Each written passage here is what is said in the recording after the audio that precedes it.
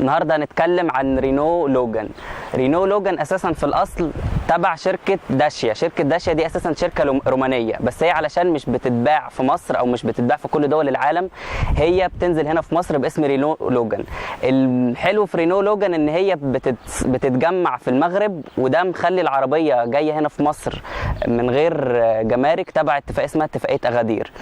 الرينو لوجان اللي معانا النهارده ده تاني موديل ليها. تاني موديل كان بينزل من سنة 2012 لحد دلوقتي في 2017. 2017 نزل منها فيس ليفت، اتغير في ليد في الفوانيس القدامانية، والفوج اتغيرت حبتين، ومن ورا الشكل الفوانيس اتغير، ومن جوه شكل الدركسيون اتغير. كان تغيير من بره بس، انما من جوه يعني كاوبشنز وكده العربيه ما اتغيرش فيها اي حاجه خالص. كماليات هي. اتكلم بقى على الموتور اللي معانا النهارده. موتور العربيه 1600 سي سي، 110 حصان و148 نيوتن. ده بالنسبه للفئه الاوتوماتيك. الفئه المانيوال بتنزل 1600 سي سي برضو، بس ب 90 حصان و131 نيوتن. الفرق ان الحصان مختلف والعزم مختلف. ليه؟ علشان الاوتوماتيك بتنزل ب 16 فالف، والمانيوال بتنزل ب 8 فالف بس. الرينو او العربيه دي معموله اساسا علشان تبقى عربيه اقتصاديه، يعني هي معموله للدول الناميه اكتر من ان هي تبقى معموله للدول المتقدمه. فهنلاقي ان هي العربيه شكلها بسيط حبتين، بس في نفس الوقت جمعت مع البساطه دي ان انت خلت فيها حته روح اوروبيه كده شويه، بس باينه على شكل بسيط قوي. كده احنا خلصنا العربيه من بره والحاجات اللي فيها. نخش بقى نشوف العربيه من جوه عامله ازاي، ونتكلم بقى عليها من جوه.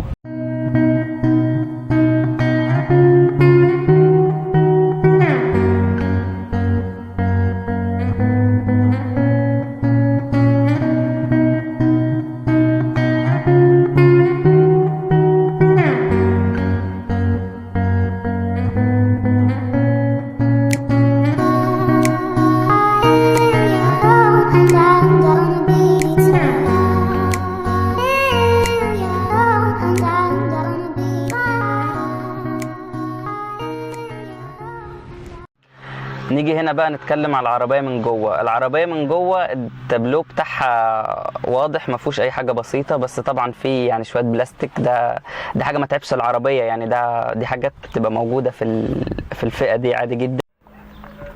هنا ده زراير المرايات، تتحكم في المرايات يمين وشمال، وده زرار بتاع السنسور بارك. وهنا ده زراير الازاز القداماني. الازاز القداماني هو الاوتو بتاع السواق بس. نيجي هنا الدركسيون اهو. دي زراير محدد السرعه، وهنا دي العدادات.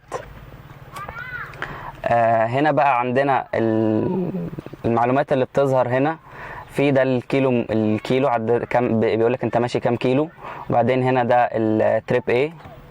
وبعدين هنا ممكن تحسب انت استهلكت كام لتر، يعني من اول ما طلعت. بعدين هنا برضو بيقول لك الافريج. بعدين هنا بيقول لك انت فاضل لك كام كيلو على البنزين الموجود في التانك. بعدين هنا برضو تريب، ده بيقول لك درجه الحراره اللي بره. وطبعا بيجيب لك متوسط الاستهلاك، بيقول لك انت يعني بتستهلك كام لتر في كل 100 كيلو، بس هي مش باينه طبعا عشان احنا واقفين دلوقتي. هنا ده الدراع اللي انت بتتحكم منه في الكاسيت. تعلي الصوت وتوطي الصوت، وهنا ترد او تقفل من على زراير من البلوتوث. وهنا ممكن تغير سواء من AM او FM او AUX او USB. وهنا تغير المود. وهنا برضو في ورا الدراع في بكرة، بحيث ان انت برضو تتحكم فيها في الكاسيت. نيجي هنا بقى دلوقتي هنتكلم على الكاسيت بتاع العربيه. كاسيت العربيه نازل تاتش وفي بلوتوث. في هنا ده عندنا الراديو، وبعدين الميديا. لو انت موصل موبايل او كده هتبقى باينه اكتر. في عندنا هنا الفون برضو لو انت موصل موبايل، عايزه موصل موبايل. هنا الماب، الخريطه، وده النافيجيشن. وهنا السيتنجز لو انت بقى عايز تلعب في السيتنج بتاعت البتاع ده. هنا الاوديو تعلي وتوطي، وهنا الديسبلاي. في البرايتنس لو، ميديوم، وهاي. في هنا عندك الماب مود، عايزه داي ولا نايت. وفي هنا البلوتوث لو انت موصل موبايل. وهنا ده السيستم، اللانجوج والكلوك. واليونت والفاكتوري. انت برضو عايز تغير اللانجوج، عندنا في هنا عربي. والكلوك عايزها 12 ساعة ولا 24، عايز كيلومتر ولا ميل. وانت هنا النافيجيشن معمول اون، وهنا السيستم فيرجن اللي هو اندرويد 4.02.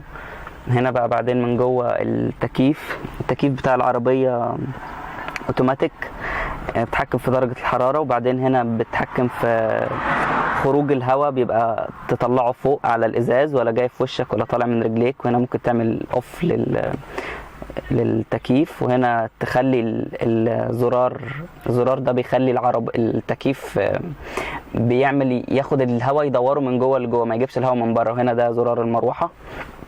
هنا دول زرارين الازاز الوراني، وده وده مثبت السرعه، وده محدد السرعه، وده بيعمل لوك للازاز الوراني بتاع العربيه. هنا في مساحه تخزين صغيره، وهنا دي طفايه اهي. هنا في الكاسيت USB وAUX. وهنا الهاند بريك اهي. بس كده احنا خلصنا العربية من جوه. نشوف بقى ورا الدنيا عاملة ازاي القعدة بتاعتها، وبعدين نكمل. هنا العربية من جوه المساحة فيها متوسطة. هنا مساحة الركب يعني شغالة كويسة، انا ظابط الكرسي اكن انا اللي سايق. مساحة الراس واسعة. هنا نفق الفتيس مش عالي قوي، بس العربية يعني يقعد فيها 2 مستريحين، انما 3 هيبقوا متزنقين شوية. دي كانت العربية من جوه. نيجي بقى نتكلم عن شوية حاجات تانية. نيجي هنا بقى نتكلم على شوية عيوب في العربية، ما تعتبرش عيوب، تعتبر حاجات ناقصة شوية في العربية، يعني حاجات المفروض كانت تبقى موجودة. الصالون ما فيهوش غير لمض هنا بس، ما فيش لمض في الصالون من ورا. الزراير بتاعت الازاز ما بتنورش، يعني انت بالليل وكده الزراير مش هتبقى باينه. الحكايه دي ما تعتبرش عيب قوي، يعني انت مع الوقت مع العربيه هتتعود عليها حبتين. نيجي برضو عيب تاني، ان المرايات بتاعت العربيه صغيره شويه، مش هتبقى كاشفه الطريق قوي، يعني انت ممكن تلاقي صعوبه شويه لحد ما تتعود على موضوع المرايه. برضو في حاجه تاني في العربيه، ان العربيه مش ثابته قوي، يعني انت عايزه تبقى حد متعود عليها حبتين، انما مع السرعه وكده لا، ممكن ما تبقاش لذيذه. بس زي برضو ما احنا قلنا ان الثبات ده جاي عشان العربيه عاليه، يعني هي ميزه العربيه دي ان هي انت المطبات هتبقى مش هتحك في المطبات خالص، ومفيش حاجه هتقابلك فيها. بس ده الحاجه الحلوه دي راحت في ان الثبات قل قوي. برضو من ضمن الحاجات اللي مش حلوه في العربيه مكان الهاند بريك جاي مع مسند اليد هنا، ويعني مخلي الاثنين مضايقين بعض. يعني كان في واحد كان عاوز يطلع قدام والتاني يرجع ورا شويه عشان يدوا مجال للتاني. في برضو حاجه تانية وحشه في العربيه، ان اللوك بتاع العربيه ما بيقفلش بعد يعني على السرعات العاليه، يعني برضو العربيه بتفضل مفتوحه انت وماشي، يعني انت ممكن انت وماشي على اي سرعه حد يفتح البيبان عادي، وده طبعا بتبقى مشكله لو انت مركب معاك اطفال وعيال وكده، وتبقى الدنيا قلق حبتين. برضو من ضمن العيوب اللي في العربيه ان العربيه اللي ما فيهاش نور في التابلو من جوه، يعني انت لو عايز تجيب حاجه في التابلو بالليل هتبقى الدنيا رخمه حبتين يعني.